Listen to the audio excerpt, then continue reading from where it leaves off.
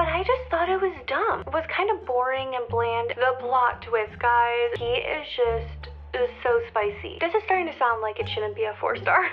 Probably the lowest rating I have ever given one of her books. That conflict was just so dumb in my opinion.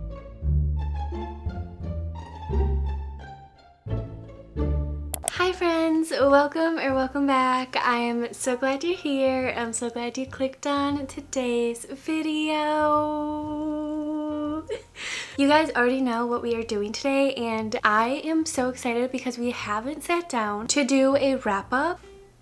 Oh my gosh, I don't know if I've done one all year, to be completely honest. It's not that I don't like doing wrap-up videos either, because I love going back to books I've read and like talking to you guys about them and what I thought about them, because it also gives me a chance to finalize my rating when it comes to reading. I feel like when I do reading vlogs and I rate the books I read in those vlogs, it's kind of like spur of the moment rating for me, and then once I have time to like sit with the book and sit with my thoughts and like actually process everything I read, I end up changing my rating and opinions on it pretty often. So I always love to sit down and do wrap-up videos and kind of like just go through and really finalize my ratings and my feelings on books I've read. But you guys already know this year has been so crazy and hectic. I feel like I just haven't been reading as many books as I usually do every month, so I didn't want to like do a monthly wrap-up the last few months and like bore you guys. So I decided to wait until now to do a mid-year reading wrap-up. We're going to talk about all the books I've read so far in 2025, and I'm pretty excited because I have read some really fun books in here, but I think I'm more excited to talk about the books that I read and was disappointed in, because they're books that I feel like a lot of people like and I didn't like them. For me personally, when I watch wrap-up videos, I love hearing what books other people recommend and love, but I'm also really fascinated with the books that people don't necessarily like. So I'm excited to share the few books that I've read so far this year that I haven't necessarily liked. I think I've had a total of 2 or 3 5-stars already this year, which is kind of low for me. I know for most people giving out 5 stars is very like rare, but for me personally, I feel like I'm always giving out 5 stars. So the fact that I only have like 2 or 3 and we're 6 months into the year, crazy. But before we hop into this very exciting and highly anticipated video, I just want to say a quick thank you to the sponsor, which is Built Rewards. I'm so excited to share them with you guys. I talked about them recently in a previous video, and what you can do with Built Rewards is honestly insane. If you've never heard of them before, Built is a loyalty program that allows you to earn points on rent and redeem them on things like flights, hotels, and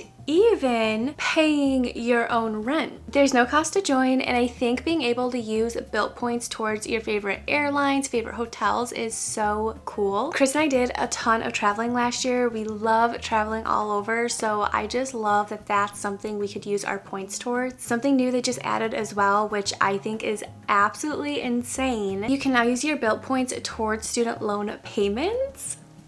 Hands down, that is probably one of the coolest things I've ever seen a reward program offer. Say rent is your biggest expense, and then say student loan payments are your second biggest expense. Built literally lets you use one to tackle the other, and I just think that's so amazing. You literally can earn points by paying your rent and then use those points to put towards your student loans. Crazy, I know. It's a lot of fun because you can also earn additional points and benefits in your neighborhood by going to local restaurants, pharmacies, fitness studios, and more when you pay with a card linked to Built. There's also a ton of really cool and unique experiences that your points can be redeemed towards that are only available for Built members. So if you're not earning points on rent or when you go out to eat, my only question is, what are you waiting for? They've been consistently ranked the highest value point currency by the Points Guy and Bankrate. Start earning points right now when you sign up using my link in the description box, or you can scan the QR code on the screen. They'll know I sent you. It's seriously so cool. I could not recommend them enough, especially because there is no cost to join. With all that being said, we are gonna hop right into the video and talk about all the books I have read so far in 2025.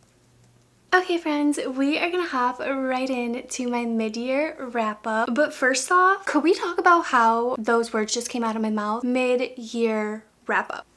How are we already halfway through 2025? I don't know, to be completely honest. It's kind of scary, and I feel like when I sit down to do this video every year, I kind of have the same mental realization how fast time just goes by, and it's honestly so freaky and it makes me sad. Like, if time could just slow down for a little bit, I just want to enjoy it. But nonetheless, we are here today. We're going to talk about the very few books that I've read so far in the year of 2025. This year has definitely been a crazier year for me, as you guys know, between moving, traveling, baby, everything in between. 2025 has been a pretty eventful year, to say the least. I don't have that many books to really share with you guys, but I do feel like the few that I am gonna share, they're pretty fun. They're pretty cool. I feel like you guys will appreciate them, especially because there's a few in here that so many of you were raving about to me and wanted me to read. So we are gonna hop right into it. I don't have a specific order. I was gonna go month by month, but then I kind of just pulled the books off my shelves and was like, you know what? We're just gonna talk about all of them at once. So the first book we have is Wild Side by Elsie Silver. This is book 3 in her Rose Hill series, and this is a newer release, I guess you could say. I believe it came out in March or April. This is a book I was actually really excited for because the MMC in it is like a professional wrestler, and I have recently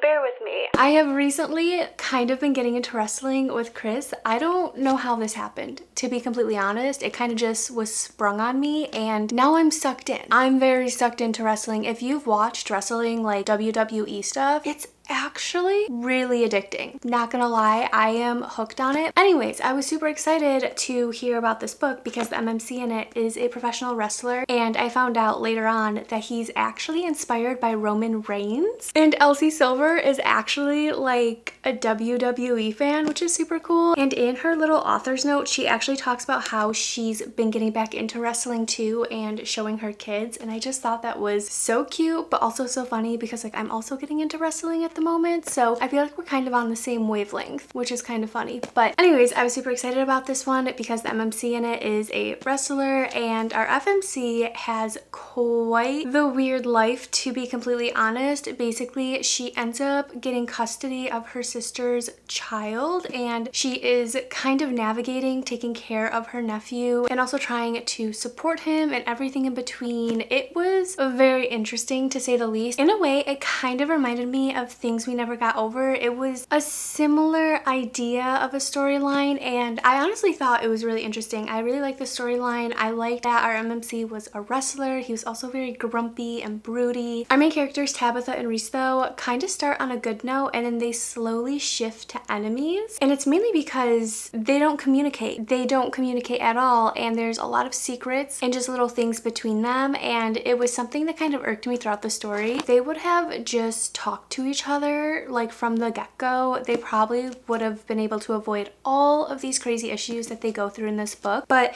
overall, it was a very fun, interesting read. It was very different from Elsie Silver's previous books, I will say. Even in this series alone, I feel like it was very different from book 1 and book 2. We do get little snippets and cameos of previous characters, which I absolutely love. I love when we get to revisit past characters because I am obsessed with all of the past characters. But it was a 2-star, which is pretty surprising because Elsie Silver has been one of my top authors for the past like 2 years, and this one is probably the lowest rating I have ever given one of her books. It just didn't hit for me. There's a lot of things that kind of led me to that rating as well. The main one being, I feel like our 2 main characters, no chemistry. I'm gonna say it, there just wasn't chemistry between Tabitha and Reese. I feel like they had so much potential and their story was really interesting, but it just wasn't executed the best way in my opinion. I feel like I was just getting so annoyed with the miscommunication trope in here, and I feel like because this storyline kind of reminded me of Things We Never Got Over, I think I was just hoping for maybe more little snippets of her and her nephew, of Reese and her nephew, because Reese has a really strong bond with him. I kind of knew early on too, because when it comes to Elsie Silver books, I pick it up and I usually don't want to put it down, but with this one, I like would pick it up and I would want to put it down, or I wouldn't want to pick it back up. So that was a sign right away for me that it wasn't necessarily one of my favorites by her. We also get like a marriage of convenience in here as well, which I usually am really into, but again, I think because our 2 main characters just didn't have that much chemistry, I wasn't really into it. It was just a little disappointing, so I landed on a 2-star rating for it. If you did read this book, let me know down below if you ended up liking it, because I feel like I see 50-50 on it. Some people really loved it, other people were kind of like me and everyone on like the edge. They didn't know if it was good or if it was just like kind of rushed and boring. Let me know your thoughts. Next up we have Wild and Wrangled by Lila Sage. This is her final book in her Rebel Blue Ranch novels. I have been obsessed with this series since book 1. I love it so much. I always say that if you're a big fan of the Chestnut Spring series, this series could rival it. Not gonna lie, I love this series so much. With that being said though, I'm sure you guys can guess what this whole series is about. They are standalone, interconnected books that revolve around a group of people, family members who live in a small town. Most of them do work on a ranch together, and cowboy vibes, guys. They be vibing. I love small town romances. I love cowboy romances, and honestly, every trope we've covered in this series, favorite tropes. This is the last book in the series though, and it's all about Dusty and Cam, which is a couple that we kind of get Easter eggs from throughout every single book, and I was very excited for this one to come out. I was excited to finally read about Cam and Dusty because there's just so much mystery around them throughout the entire series. Like, they clearly have a crazy history with one another, but throughout every book, whenever they're kind of around each other or in the same room, it's very tense. It's very weird and awkward. Cam is always kind of trying to avoid Dusty, and you're just literally left hanging at the end of every book. What the heck is wrong with Cam and Dusty? Like, what happened to them? So I was really excited when this book came out to finally read about them, finally read about what happened to them. It was really good. I actually ended up rating it 4 stars just because I like the story and I think it was a really cute conclusion to the entire series overall. But I feel like in this book, we have so many loose ends that are never tied up. I feel like that was kind of a downside to me. There's a lot of cliffhangers, loose ends at the end of this. This is also a dual point of view, but it also jumps between now and then, and we jump back in time when Cam and Dusty met for the first time and we're kind of, you know, getting to know each other. It was so fun and exciting to finally read about their history and what happened to them all those years ago. I have to say, after finally knowing what happened between the two of them, it was kind of underwhelming. I thought it would be something really crazy happened, you know, and that could just be because I'm used to reading books like Love in Other Words, and if you read that book, you already know how crazy that one is. So I think I was expecting something maybe similar to that, and what really happened to tear them apart all those years ago, I don't know. It was kind of just underwhelming, and maybe I just wanted something crazy to happen because the buildup felt like it was gonna be crazy. It was okay. I think it was very realistic, honestly, what happened between the two of them. I feel like their little conflict that they ended up having was something that I could see a lot of people having in real life. It's very scary when you're young and you're going through such drastic changes. And then at the end of the book, we do get a little conflict between Cam and Dusty once again in real time. That conflict was just so dumb in my opinion. I know some people are gonna be like, well, you know, it's a crazy thing to happen, but I just thought it was dumb. I thought it was really dumb, and I thought Cam was honestly dramatic. I think Cam was actually the most dramatic one throughout this entire story, so this is starting to sound like it shouldn't be a 4-star.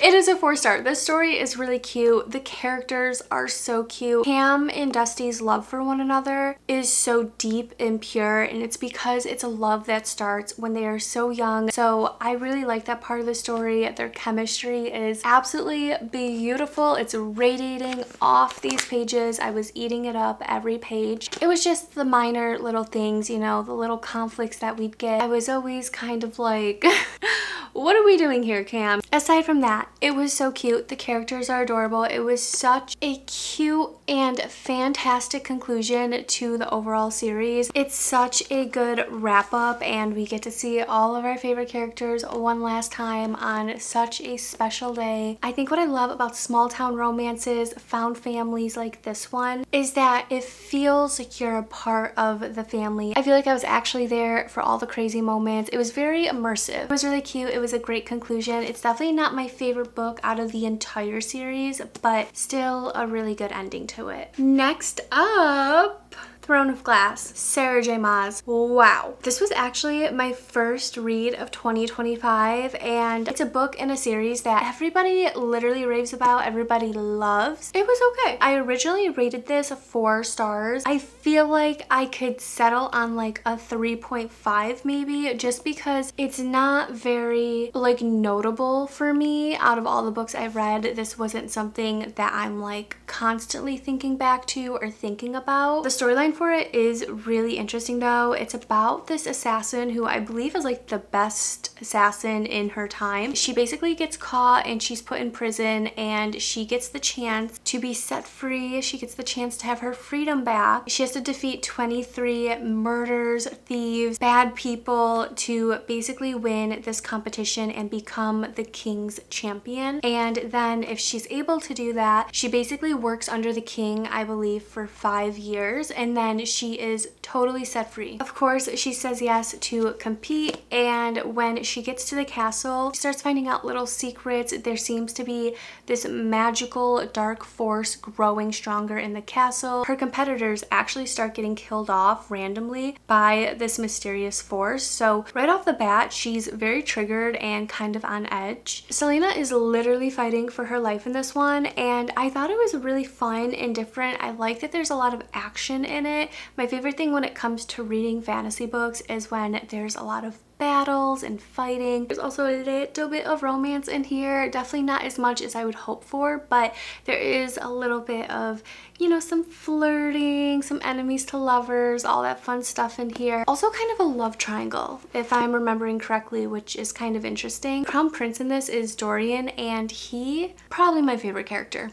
He is just so spicy in my opinion. He literally is just trying to poke at Selena's buttons the entire time, but you could tell he also kind of cares for her. I don't know. I just know that I'm definitely gonna keep reading on in this series just to see what happens romance wise, because the romance is really what got me. And then also at the end of this, I remember there being a really crazy plot twist to the whole story, and I feel like I have a lot of theories about what could happen in this series, and that's why I also want to keep reading it. But at the same time, there were definitely parts of this book that were a little dull, a little boring at times, and that just makes me nervous because as you go on in this series, the books just get bigger and bigger. Then we have Unsteady by Peyton Corin. This is a cutie little hockey romance that has a very emotional twist to it that I wasn't expecting. Our MMC in this is Reese. He is a hockey player, but he ends up getting a really nasty concussion. So the entire book is him kind of trying to get back on the ice and not be so afraid to get hit again. He has a lot of PTSD throughout the story from the experience. And then our FMC is Sadie. She is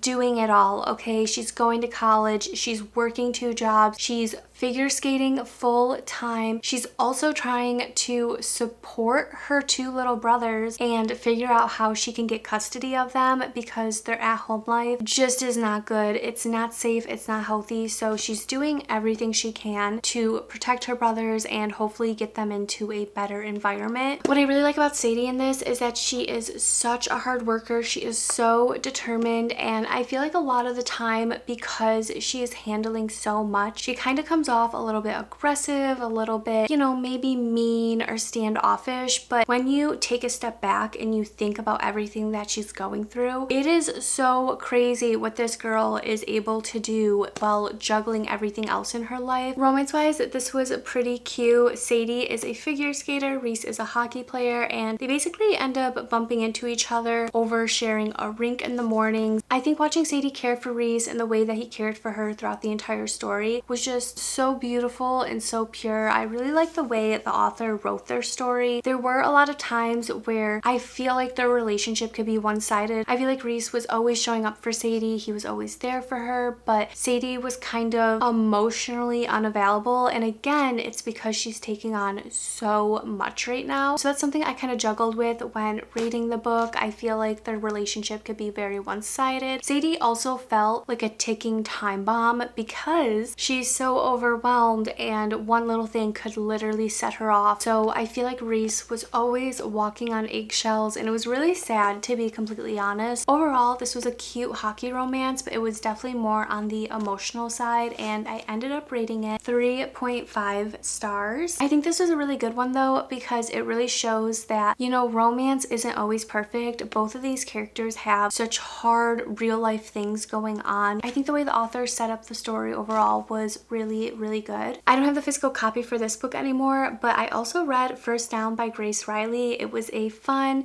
cutie little football romance. For my first football romance, it honestly wasn't that bad. I ended up rating it 3 stars. It just felt like it lacked a lot of emotion and a lot of chemistry between our two main characters. It's basically about a girl in college and how she gets cheated on by her really nasty, mean ex-boyfriend, and she ends up dating, or fake dating, I think, the quarterback of the team. So right off the bat, I thought it was a really interesting storyline, and I was very intrigued with it, but it just was kind of boring and bland in my opinion. I feel like there was just something missing from it the entire time. It could have been the lack of emotion, it could have been the lack of chemistry. It was very insta-lovey, which also isn't always my favorite trope when it comes to romance. Obviously, I didn't vibe with it because I literally don't have it anymore. I actually unhauled it a while ago, so it was okay. Jumping into a book that I absolutely loved though is The Rose Bargain by Sasha Payton Smith. This was actually my first 5-star read of 2025. I've been raving about this book all year long. If you haven't read it, go right now. Go find it. You will love it. It is probably one of my favorite fantasy books I've read in the longest time, and I cannot wait for book 2 to come out because the cliffhanger... Fantasy books are so rough with their cliffhangers, guys. They really are. This feels like a really good mix of Bridgerton, The Cruel Prince, and the Selection series. I ate this book up. I'm not even kidding. First off, I love books that take place in like the 1800s. I think they are just so fun to read about, and in this one specifically, there's a lot of parties and balls that you attend in this. The dresses, the parties, the food, everything is so detailed in this. You feel like you're really there. And when I was reading this, it just felt like I was reading Bridgerton, but make it fantasy. In this story though, the queen of the land is basically a high fae. She has these magical powers where she grants one bargain to everybody, and so many people travel and make their way to her to make bargains, whether it's for money, food, family, love. They make these bargains with her, and they always end up having some crazy bad twist. That was so fascinating when reading this book, because a lot of people would go in and ask for love. They just want to find their true love, but in exchange they would have to give up something like heinous, like their toenails or their fingernails forever. And I just thought it was so disturbing, but also really interesting that people were so willing to give up whatever it may be. Our FMC in this is Ivy though, and basically it is her time to debut in this next season and make a bargain with the queen. Ivy though doesn't want to bargain for love or money or looks. She actually just wants to know what happened to her sister. There's a little twist with this season though, because the queen actually has her son looking for a wife. So all the girls who are entering into this season have the chance to win the future king's heart, and it is quite the season. There's lots of balls and games that take place that the girls have to compete in. It was a very fun and exciting read in my opinion. While the girls are all competing for the prince, for the future king, he does have a prince brother who is our grumpy Prince Emmett. Him and Ivy right from the beginning kind of have a little enemies vibe going on, and throughout the story it definitely continues, but something develops between the two of them and it kind of sets Ivy back from her original plan to figure out where her sister was and what happened to her. Those type of tropes get me every single time, and the plot twist, guys, it really got me. I was shook. Such an incredible book, definitely worth every page, worth the time, could not recommend it enough. Next 5-star of 2025 was Rebel Witch, and this is book 2. Book 1 is Heartless Hunter. Wow. I read Heartless Hunter last year when it came out, and I think I rated it like 3.5 stars. Book 2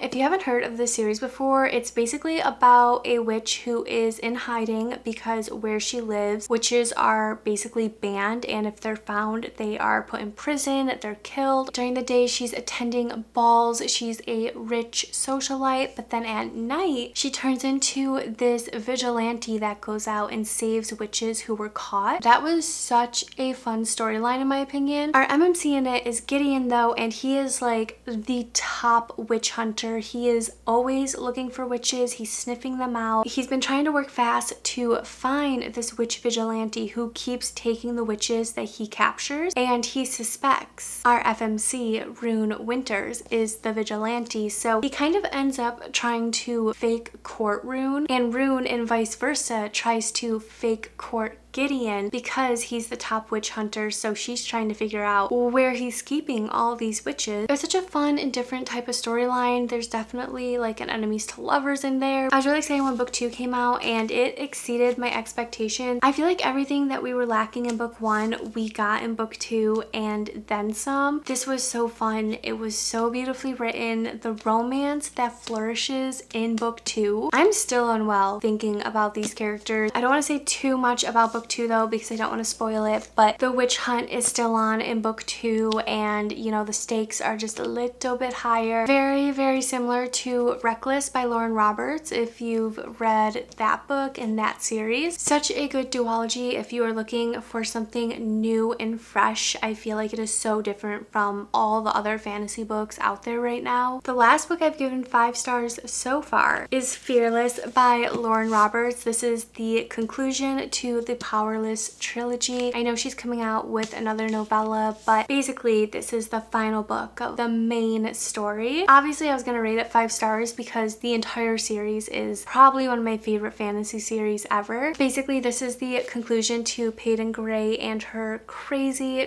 story. In book 1, Peyton is an ordinary living in hiding because she lives in a world where ordinaries are not allowed. The king and the people believe that ordinaries being around them weakens their power, so they've kind of tried to make them go extinct over the past few years, and Peyton is one of the few who are still left standing. There's this big thing called the trials though, and basically the most elite people, the most powerful people compete in it to become the king's enforcer and basically his right-hand man. Peyton Gray is voted in as the people's champion. It's very similar to The Hunger Games if you've read those books, if you've seen those movies. Very similar vibes and idea. The whole first book is about her competing in these trials and trying to hide that she is an ordinary and doesn't have powers herself. Along the way, of course, there is a little bit of romance. Kai Azar is probably a fan favorite and probably will be forever. Him and Peyton are immediately drawn to each other though, and we just watched probably one of the most beautiful romances I've ever read about unfold. No joke, it's probably one of my favorite romances I've ever read about. They are just so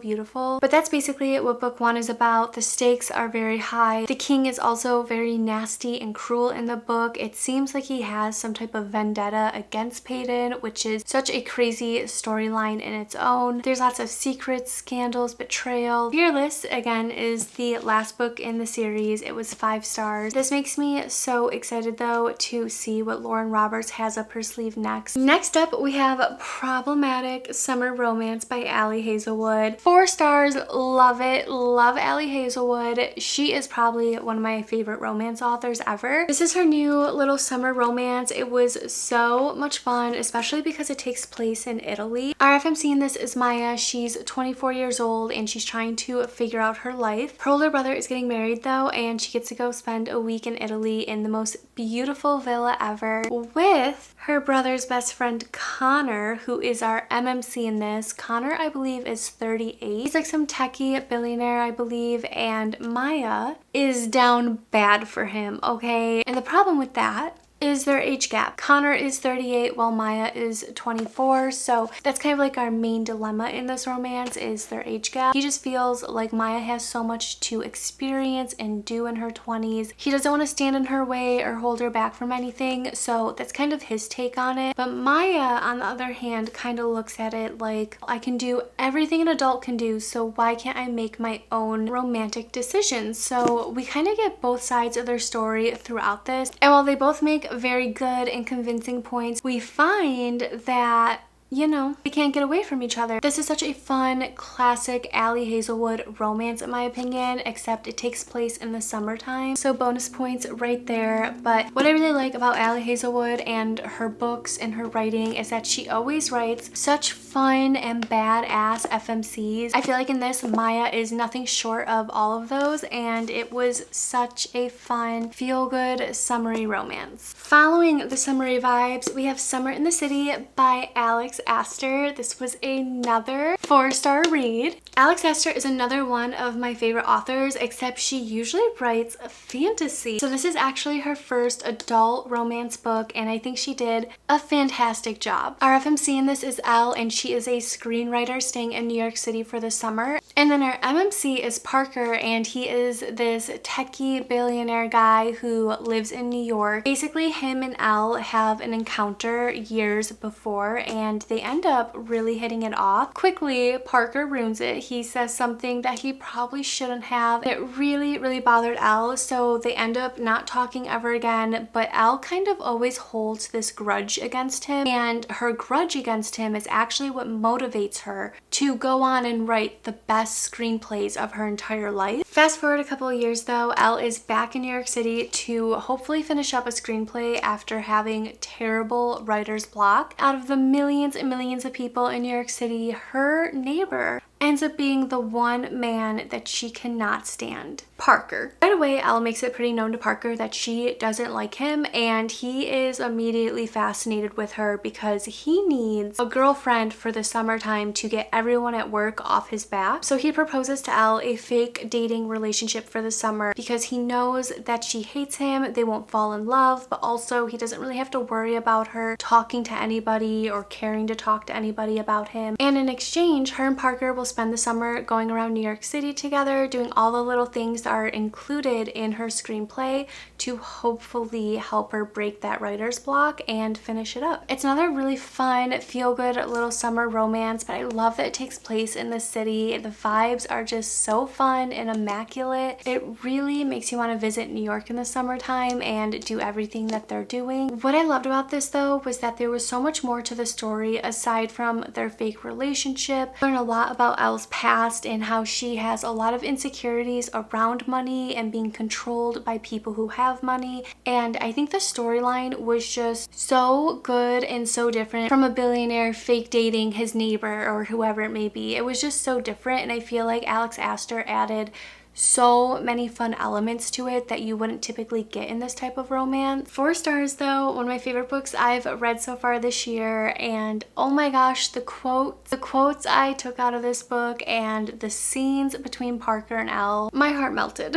Last but not least, we have Say You'll Remember Me by Abby Jimenez. This was actually my first ever Abby Jimenez book, and I actually ended up rating it 3 stars. So many of you have reached out to tell me don't give up on her books because her other books are so much better, and I guess this one has a lot of mixed reviews around it already. Our FMC in this is Samantha, and she is currently living in Minnesota, but little plot twist that we get right in the beginning of the story is that she is moving back home to California to help take care of her mom who has dementia. Before she ends up moving though, she meets Xavier, who is our grumpy vet. They have a very funny first meeting, and then they end up agreeing to go out on a date with one another. Turns out to be the best date of their entire lives, and they really hit it off, but unfortunately Samantha is literally moving to California like the next day. Throughout the whole story, we kind of just watch her and Xavier navigate long distance, navigate the hardships that they're kind of going through. This whole story though spans over the first year of their relationship, relationship, and it was so beautifully written. I think the story is absolutely beautiful, and I think the topics that are covered in here, the way that Abby Jimenez talks about them and, you know, has our characters navigate them, I think she did it in such a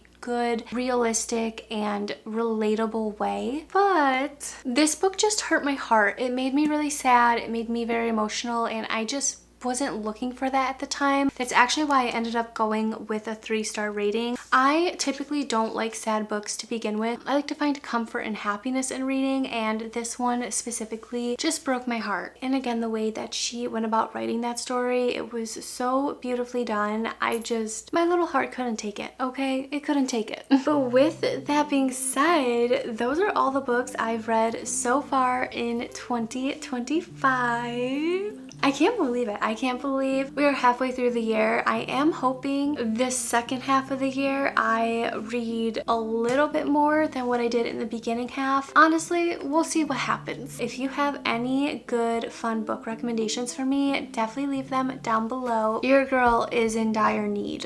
That's it for today's video though. I hope you guys enjoyed it. I hope you had fun. And with all that being said, I love you so very much, and I'll see you in the next one.